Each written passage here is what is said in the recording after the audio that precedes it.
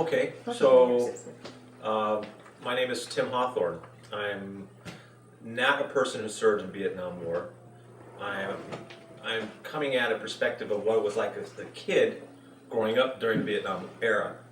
I had an older brother who was of draft age, and luckily for him, as we look back in hindsight, he didn't get drafted because they called the draft off.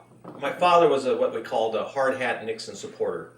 And in those days, growing up in the 60s, usually what the father's political philosophies were, or his ideals were, most parts, a lot of the 1960s housewives, they just followed along with that. That's what was best for the family, and that was best. That's what she believed. As my brother became draft eligible, we had a political split in our house because my mother became very anti-war, where my father, growing up during World War II, where he skipped classes so he could get drafted, or so he didn't get drafted then, so he could join the military and fight in World War II. He wanted to fight for his country so badly that he was sacrificing school and everything, and he was getting ready to go into war. And his feeling was that serve your country. My mother, she developed a different feeling. And I think the presidential election in 1972 was against Richard Nixon and George McGovern, two polar opposites of how the Vietnam War should be fought. And my mother, she voted for McGovern.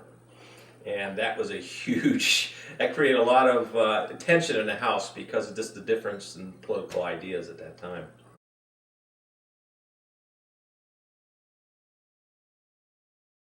She didn't get tear gas lobbed at her, but she became the ideal, I don't want to say hippie, but she wore beads, she got her hair different, she was very outspoken about her anti-war feelings, and that was a total 180 in our house. Yeah.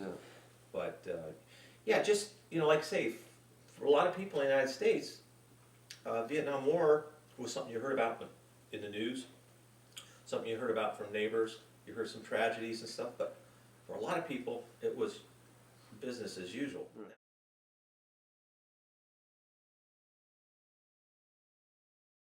Like I was talking, there used to be a thing towards the end of the Vietnam War, which was like a lottery, and they would have birth dates put into like a lottery thing, and somebody would reach out and they would pull a number, and if that birthday, the birth date was first pulled out, that would become number one, that date. And if your birthday was on that date, you had a draft number of 1.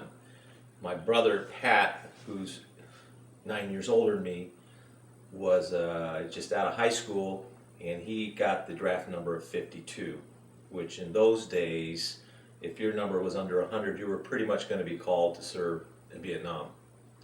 And so that threw a lot of anxiety in our house growing up. I mean, I can remember my mom crying because all the young men in those days would be looking to see what their draft number was going to be. Because towards the end of the Vietnam War, the consciousness was that, hey, this thing isn't what we all wanted. This is what American society was looking forward to. And this, like I say, I'm just a little kid, and I'm seeing the trauma my mother was going through about having to watch her son go off to Vietnam. She'd watched that with a number of our neighborhood kids do that. So, remember, I want to say my brother knew right away he had the 52. March 12th was number 52. And as time after that date, they start scrambling around. I mean, there was other options. You could serve in the reserve. There was an Air National Guard here in the valley in Van Nuys, and my father knew some guys there, and he was really getting set up to sign a 6-year commitment to the reserve, which reserve is you would spend, 2 or 3 weeks during the year and some weekends training and being ready, and then if you were called to active duty, they would use the reserves. Very similar to what they did in Iraq and Afghanistan. They called a lot of reserves to active duty to go serve.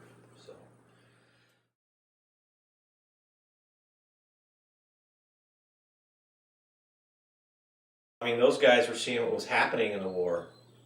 I mean, those guys, they had friends that were coming back from the war, and Yeah, which year was this when he was? Pat was in 1971. So okay. 1971 was when and they called off the draft in 72, and that's when he was pulled with that low draft number in 72. But no, I don't know of any of his friends that were wanting to go serve in the war. And that's that's kind of the whole thing too. I mean, a lot of people that end up serving the war, like my father had friends from the Air National Guard, so he had the ability to get my brother to do that instead of going to Vietnam. A lot of guys that ended up going there didn't have the ends to get out, or student deferments. Guys, if you went to college, you had a student deferment. You were deferred. You didn't have to go serve in the war. A lot of guys who ended up serving the war, it was there was a racial. I want to say I'm getting into racial thing, but a lot of it was a lot of black young men or African American young men fighting that war because they didn't have the means or the ways of avoiding it.